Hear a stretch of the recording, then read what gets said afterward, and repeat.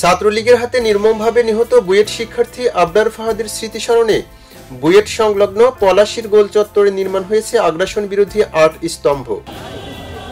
৭ October এই স্তম্ভের উদ্বোধন করেছেন স্থানীয় সরকার উপদেষ্টা আসিফ মাহমুদ সজীব ভুঁইয়া এবং তথ্য ও সম্প্রচার উপদেষ্টা মাহফুজ আলম। কি আছে এই ৮ স্তম্ভে? এর স্থপতি কে? এটির নির্মাণ ব্যয় বা কত? কোন সংস্থা বা প্রতিষ্ঠান এটি বাস্তবায়ন করেছে?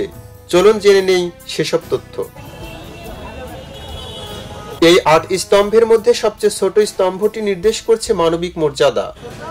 দ্বিতীয়টি নির্দেশ করছে সাংস্কৃতিক স্বাধীনতা, অর্থাৎ সংস্কৃতি ধারণ ও পালনের ক্ষেত্রে সকলের স্বাধীনতার কথা ব্যক্ত করা হয়েছে এই স্তম্ভে।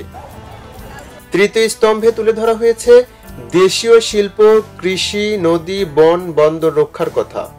চতুর্থ স্তম্ভে রয়েছে অর্থনৈতিক স্বনির্ভরতার কথা, অর্থাৎ বাংলাদেশকে স্বনির্ভর হতে হবে সেই প্রত্যাশার কথাই লেখা হয়েছে এই স্তম্ভে। পঞ্চম স্তম্ভটিতে লেখা হয়েছে সাম্প্রদায়িক সম্প্রীতি, যেটি নির্দেশ করছে বাংলাদেশের সকল ধর্ম, বর্ণ, সম্প্রদায়ের মানুষ সম্প্রীতির সাথে বসবাস করবে। ষষ্ঠ স্তম্ভে রয়েছে গণপ্রতিরক্ষা, যা গণপ্রতিরক্ষা বা পিপলস ডিফেন্স এর একটি ধারণার উপর ভিত্তি করে লেখা হয়েছে। গণতন্ত্র রয়েছে সপ্তম স্তম্ভে। গণতন্ত্রের লড়াই দীর্ঘদিন ধরে চলছে। গণতন্ত্র প্রতিষ্ঠার আহ্বান জানানো হয়েছে এই স্তম্ভে। সবচেয়ে বড় অষ্টম স্তম্ভে রয়েছে সার্বভৌমত্ব। এটির মাধ্যমে রাষ্ট্রের সর্বোচ্চ ও চূড়ান্ত ক্ষমতাকে বোঝানো হয়েছে। শহীদ আবরার ফাহাদ স্মৃতিস্মরণে পলাশী গোল চত্বরে আগ্রাসন বিরোধী ৮ স্তম্ভ নির্মাণ ও পলাশী ইন্টারসেকশন উন্নয়ন শীর্ষক প্রকল্পের অংশ হিসেবে ঢাকা দক্ষিণ সিটি কর্পোরেশন আগ্রাসন বিরোধী ৮ স্তম্ভ নির্মাণ কাজ বাস্তবায়ন করেছে। বুয়েটের সাবেক শিক্ষার্থীদের স্থাপত্য শৈলীতে সমৃদ্ধ হয়েছে আবরার ফাহাদ স্মরণে নির্মিত এই স্তম্ভ।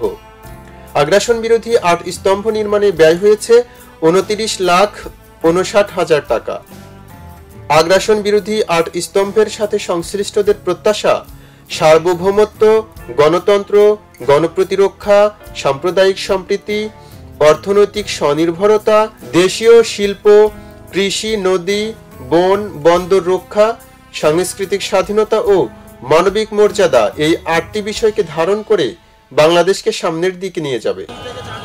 এম এম রহমান, খবরের কাগজ, ঢাকা।